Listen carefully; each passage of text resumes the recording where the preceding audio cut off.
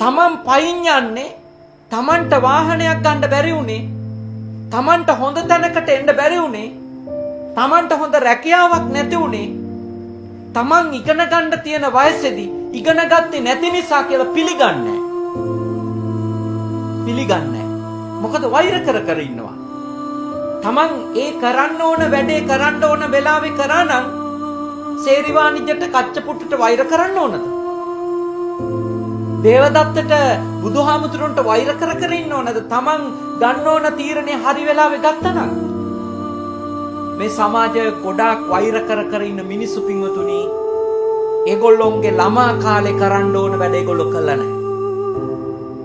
වෛර කරනවා.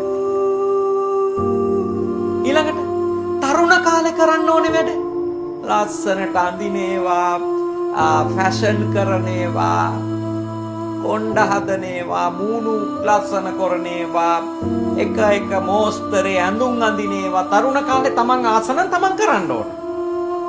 තමන් ආසනම් තරුණ කාලේ අඳින්න. මේ අඳින්න කියන්නේ ඇඳුම් නැතුව යන්න කියලා නෙමෙයි. ලස්සනට විලි වැහෙන විදියට තමන් ආස ඇඳුමක් අඳින්න, තමන් කැමති කොණ්ඩ මෝස්තරයකට කොණ්ඩේ හදා